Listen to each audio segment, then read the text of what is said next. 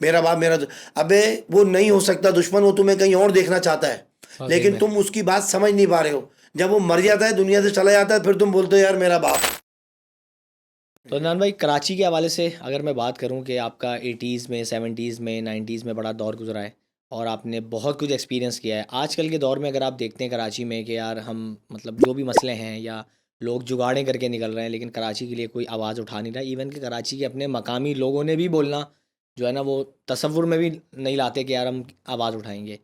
क्या फ़र्क लगता है आपको यार आजकल के दौर में और पहले के दौर में? देखो कराची जो है, वो कराची में जो मैंने ज़िंदगी गुजारी, जो मैं पहले यूनिटी देखी, जो एका देखा, जो हमें पता होता था फला फला घर में कौन कौन है, ऐसे ही है। हमें नाम पता होते थे, हमें फैमिलीज़ का पता होता था। इनकी बहन एक कनाडा में, इनका भाई एक अमेरिका में, इनका भाई एक वकील है, इनके भाई की एक दुकान है। ये हमें पूरे पूरे मोहल्ले रटे हुए होते थे। ऐसे ही है। अफ्तारी लेके जा रहे होते थे ट्रे के अंदर, तो पता होता था, अम्मी ने सबके नाम बता दिए। अब किसी भी औरत को नहीं पता कि फला घर के अंदर रहता कौन है। ये मेन पॉइंट। हम्म। ये जब चीज़ शुरू हुई है ना कराची के अंदर, तो कराची ख़त्म होता हुआ नज़र आना शुरू हो गया। पहले मैं बता तो रहा हूँ, मैं अफ्तारी लेके जाता था, मेरी माँ ने डब्बों पे लिखा होता था, बता रही थी फला फला फला फला। अब कुछ नहीं पता कि बराबर में आगे कौन रह रहा है, वाकई कचरा में। कौन फेंक के गया, गाय किसकी कटी, ये ओजड़ी किसकी पड़ी हुई है, ये पानी किसने बहा है। तो ये कराची लवारिस हो गया। अब गाड़ी कौन आपके घर के आगे खड़ी गाड़ी कर दिया? किसने लगा दी, पार्किंग के ऊपर लड़ रहे हैं आपस में, गुत्तम गुत्ता हुए हैं। अरे मार कुटाई शुरू हो जाती है पार्किंग पे तो। क्योंकि पोर्शन बन चुके हैं। 133 गज के मकान पे पहले 6 आदमी रहते थे, अब 133 गज के मकान पे तकरीबन 28-30 आदमी रह रहे हैं। क्या तो वो कहाँ बकरे बांधेंगे, कहाँ गोश्त बनाएंगे, कहाँ गाड़ियाँ खड़ी करेंगे। 216 गज के ऊपर कम से कम 35-40 आदमी रह रहा है, पहले 8 आदमी रहता था। वाकई में। तो ये सेवरेज जो अंदर जो लाइनें ब्रिटिश के दौर की डली हुई है, वो तो फटेंगी ना फिर, क्योंकि उस पर काम ही नहीं हुआ। तो बात ये आ रही है कि सेवरेज का इतना बड़ा इशू हो चुका है कराची में कि मस्जिद तक जाने के लिए 3 गलियां बदलना पड़ती हैं। ये मैं आपको लिटरली बता रहा हूँ। और वजू टूट जाता है, कपड़े छींटे लग नासाफ। रहे होते हैं। बच्चा, वो अभी मैंने लास्ट वीडियो डाली, वो रक्शे के पीछे लटक के गया, तो मदरसे जाना था उसको, दीनदार बच्चा है। तो जब लगन सच्ची होती है तो आदमी कहीं ना कहीं से पहुंचता है। लेकिन यहाँ तो इतने लगन ही नहीं है। तो जब जब वो नॉर्मली तौर पे नहीं जा पा रहे अल्लाह के घर पे, तो जब उनको मसाइल होंगे तो बहाना मिल जाता है। मैं देखी थी आपकी वीडियो, वो बच्चा बेचारा मदरसे जा रहा है और उसको दिखा के यार पानी पड़ा हुआ है रक्शे तो के पीछे रक्षे लटक के गया। ऊपर लटक गया, जान पे खेल गया अपनी। फिर अब ये टैलेंट कहाँ है? ये टैलेंट है ही नहीं कहीं। अब ये चीज़ें जो आ रही हैं, ये बच्चे जिस लेवल पे गवर्नमेंट स्कूल हो गए, गवर्नमेंट वो हो गए, अपने हॉस्पिटल्स हो गए। मैं जब लेके गया किसी को तो ऐसा लग रहा है कोई मैं अस्तबल में आ गया। ऐसा गंदगी का भभका आया गवर्नमेंट के वाकई में। हॉस्पिटल से कि मैं सेहतमंद आदमी अंदर घुसा हूँ तो मैं बीमार होकर निकला हूँ। मैंने 6 दफ़ा थूका है ऐसा ही है। बाहर निकल के। ऐसा लगता है कि मैं कोई लाशों में से या मुर्दे खाने में से आ रहा हूँ। खुदा की अबे भाई, ये कसम। इंसान बैठे हुए हैं या कुत्ते बिल्लियां हैं, ये इतनी बदबू, इतनी स्मेल हॉस्पिटल के अंदर से यार। तुम किस बात के वोट मांग रहे हो? तुम किस बात के ऊपर चल रहे हो? कराची को तुम लोगों ने मेन टारगेट बना लिया। कराची मेन दरवाज़ा है, सबसे ज़्यादा इसी पे थूका जा रहा है। वाकई में। आप यकीन करें, किसी भी सरकारी अफसर में कहीं पे भी जाएं, आप दरवाजे के बाद पान की पिचकारियां देखते हैं, वो कहाँ फेंकी जाती हैं पता है? मेन दरवाजे पे। मेन दरवाजे पे सबसे ज्यादा थूका जाता ऐसा है। ही मेन है। दरवाजा कराची है, इस पे थूका जा रहा है, इसको गंदा किया जा रहा है। क्योंकि जब एंटर हो रहे हैं, पुचुक दरवाजा खोला एंटर, पुचुक दरवाजा खोला एंटर। ये कराची है। हम ऐसा नहीं होने देंगे भाई। हमने जिंदगी गुजारी है, हमारी माँ बहनें दफन है, हमारे रिश्तेदार दफन है इस मट्टी में। हमें दर्द होता है, हम इसको छोड़ के हम बेवफा नहीं है। ऐसा ही है। हमारे पास भी पैसा, हम घर वर बेच के हम भी भाग सकते हैं कनाडा ऑस्ट्रेलिया। पागल हैं जो हम यहाँ बैठ के बात कर रहे हैं कराची के लिए, क्योंकि वफा है। हमारे माँ बाप की खुशबू है इस घरों के अंदर, इन गलियों के अंदर। हम कैसे बेवफाई करें भाई? लेकिन अंदर में आपको क्या लगता है कि वफा भी कब तक आपका साथ दे सकती है जब परेशानियां इतनी बढ़ जाएं कि इंसान मजबूर हो जाए? कि जैसे बहुत से लोग चले जाते हैं, जैसे मैं भी, अगर मैं अपनी बात करूं तो मैंने भी अभी रिसेंटली अपना अपना मूव करने का सोचा, क्योंकि वही वाली बात है ना कि यार एक इंसान कोशिश करके भी कुछ नहीं कर पा रहा, तो वो भी तो एक उसकी फीलिंग है ना, वो क्या करे, उसको क्या मशवरा देंगे आप? देखो भाई, मशवरा ये है कि अच्छा करने की कोशिश करो। अगर तुम्हें अच्छा करते हुए मौत आ गई हम्म। तो अल्लाह तो देख रहा है। हाँ ये तो बात है। ये है कि आप जो काम कर रहे हो वो अल्लाह की रज़ा के लिए कर रहे हो। एक अखबार के अंदर एक कॉलम होता है दीन का, हम्म। एक कॉलम होता है रिश्तों का, एक कॉलम होता है प्लॉट्स का, एक होता है गाड़ियों का। तो वो उसका बिजनेस है, वो अल्लाह के लिए नहीं कर रहा। हम्म। अखलास नहीं है उसके अंदर, उसके अंदर बिजनेस है। उसको उसको पैसे तो मिलेंगे पर अजर नहीं मिलेगा, क्योंकि नीयत पे दारोमदार है। आपकी नीयत क्या? अल्लाह नीयतें देखता है। तुम कराची को किस नीयत से इस्टेब्लिश करने निकले हो? तुमने क्यों झाड़ू उठाई? तुमने अपनी गली साफ करी, चिरागा किया। 14 अगस्त पे गलियां सजती थी, अब कहाँ सज रही हैं? वाकई कौन में। बच्चा झाड़ू दे रहा है? मोहल्ले में फंक्शन होते थे, कौन छोटे बच्चा छोटे से। झाड़ू दे रहा है? कौन बच्चा चूना कर रहा है? कौन फुटपाथ पे, कौन लई लगा के झंडों को पाकिस्तान के चूम रहा है? कौन जो झंडे को ऊपर चढ़ के लगा रहा है? कौन घरों पे बच्चे जाके तैयार कर रहे हैं? सबके दिलों में नफरत बिठा दी।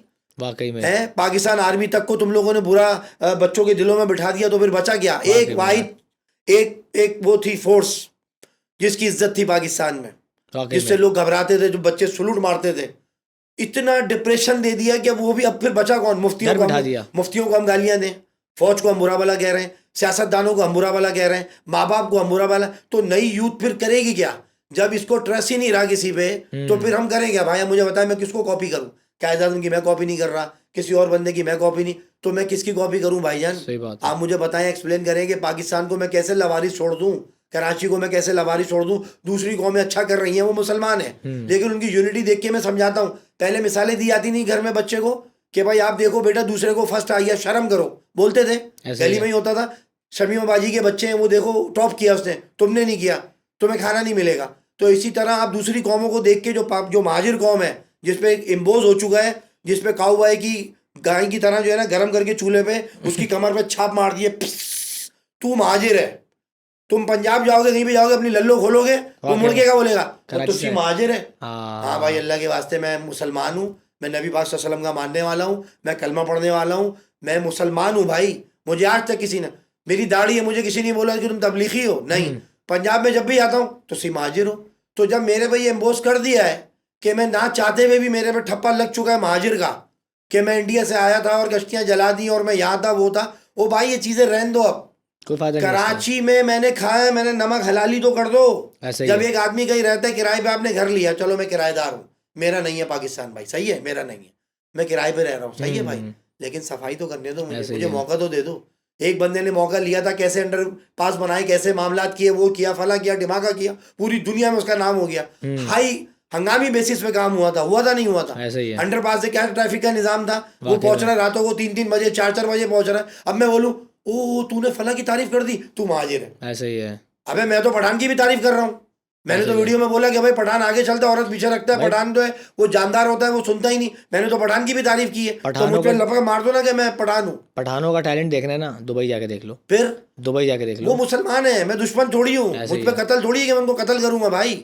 लेकिन उनकी खूबी है कि वो कहीं एक जाता है तो पूरे कबीले को बुला लेता है अपने।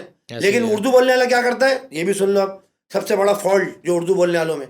मेरा कजन कोई दुबई गया, उसकी बीवी गई, बच्चे गए, वो वापस आए शादी में, अब वो ऐसे टुच्चे करा रहा है, यार मुझे दुबई यार बहुत फास्ट है वहाँ, मैं बता रहा हूँ तुम पहले ऐसा करो, तुम आईटी करो, तुम एमबीए करो, तुमसे फिर मुझे तुम कॉल करना, फिर मैं तुम्हें देखूंगा कि एडजस्ट कहाँ करना है, फिर मिनरल वाटर मिलेगा, मेरा पेट खराब हो गया, कोई जूस ला रहा है, कोई उसके बच्चों को गोदम उठा रहा है, वो पूरे खानदान में भरमबाजी करता हुआ जहाज में बैठ के दुबई निकल जाता है। ये उर्दू बोलने वाला। पठान क्या करेगा, एक बंदे को बुलाएगा, 50 जाएंगे वहां पर, खुदा की कसम।